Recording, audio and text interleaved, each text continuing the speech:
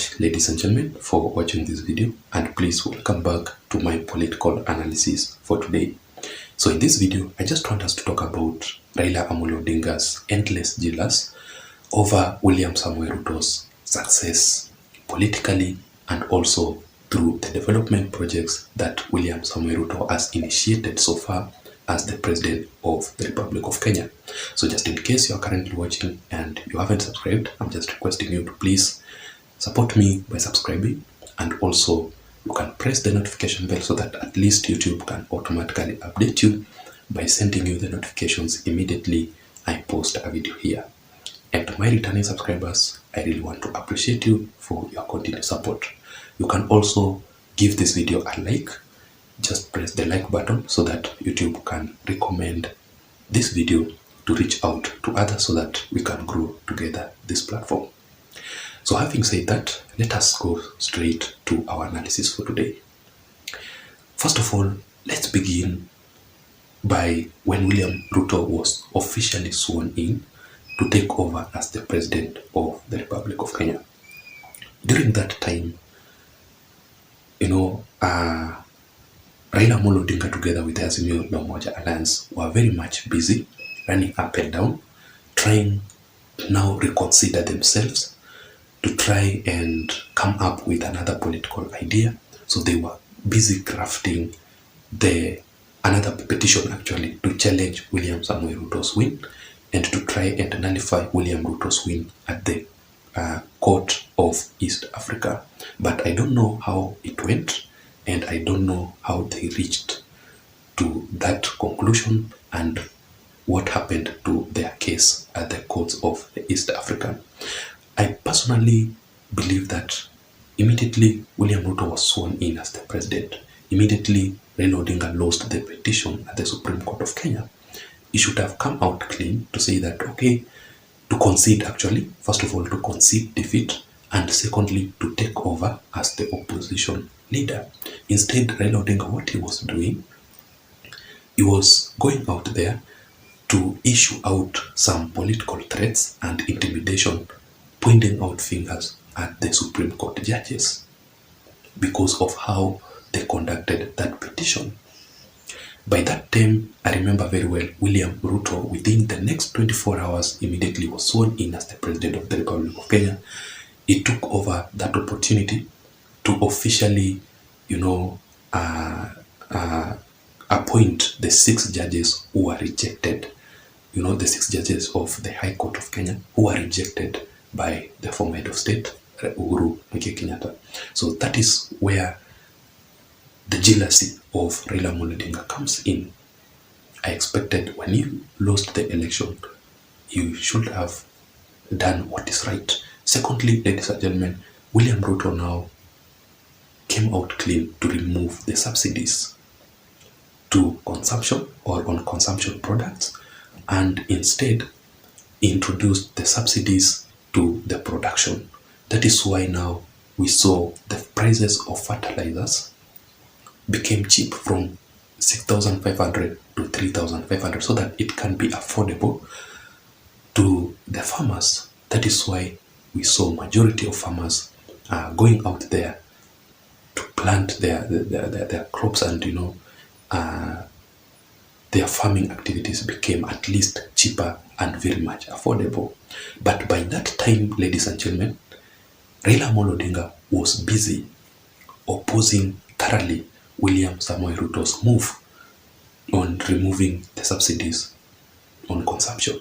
And I remember very well, Raila Amolo Odinga and the Azimio la Umoja Alliance, that is the time now they started the public barazas, going from county after county, trying to question William Ruto's, or to force William Ruto to introduce or to bring back the subsidies on consumption products.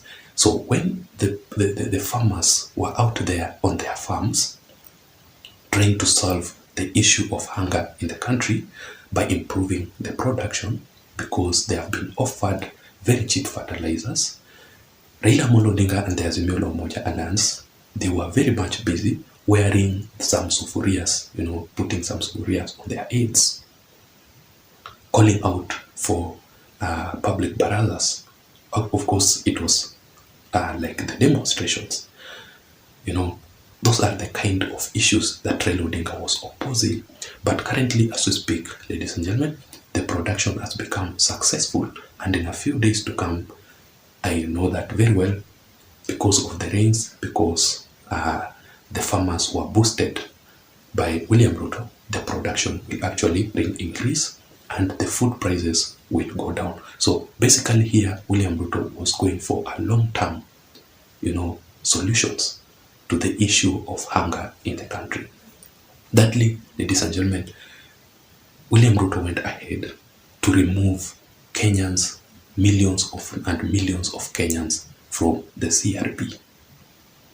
We were a total of over 14 million, even me included. I was in the CRB, but William Ruto actually removed the youths and majority of Kenyans.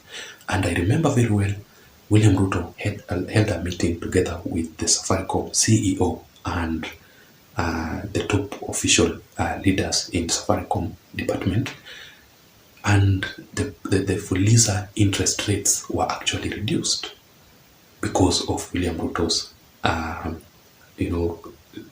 talk to them actually, because he went there for a meeting, and that is what William Ruto actually promised during his campaign period, that immediately he takes over as the President of the Republic of Kenya. First of all, he will remove millions and millions of Kenyans from the CRB, and he will reduce the interest rates of the Fuliza. He was actually trying to remove actually the Fuliza issue completely. But when he had that meeting with the Safaricom bosses, they agreed to reduce the interest rates of Fuliza. So by that time, I remember very well, Raila Odinga, the Azimio la Umoja Alliance, were now calling for the mass actions and the, those kind of issues that Raila Odinga was been issuing, the threats and the intimidations to William Samuel Ruto, when William Ruto was still proceeding with his development agenda and successfully, providing what he had actually promised during the campaign period. Thirdly, ladies and gentlemen, or the fourth point is that William Ruto now went ahead, after removing people from the CRB, he went ahead to officially launch the Hustler Fund. Now, the Hustler Fund actually was something that the Azimio la Umoja Alliance became very much built up, because they saw that William Ruto is actually unstoppable. They have been opposing him all along, but he's still proceeding with his development agenda. And I remember what became the issue here was not even the Hustler Fund. It was actually the Hustler Fund limit. William Ruto, I remember very well, he started with Kenya shillings 500. People would only access a total of 500 Kenya shillings. When Raila Odinga was calling out for the mass actions across the country, they were very much busy inciting Kenyans not to repay back the Hustler Fund. They were inciting people that what William Ruto can offer is 500 shillings. But currently, as we speak, the Hustler Fund has grown. The Hustler Fund has developed so much. Majority of people have acquired very cheap loans. The savings has improved also, because when you borrow the Hustler Fund, a certain percentage goes to your savings. So the saving culture has also improved, and currently the Hustler Fund has reached to a total of 1 million Kenya shillings as on the group funding. That is how William Ruto is still succeeding, while Raila Odinga is still on the bitter side, trying to become so jealous by opposing William Ruto, even on the obvious things that will bring the development in this country. Currently, ladies and gentlemen, William Ruto is now on an agenda on improving the housing of the people of the Republic of Kenya, and also creating jobs for millions and millions of Kenyans.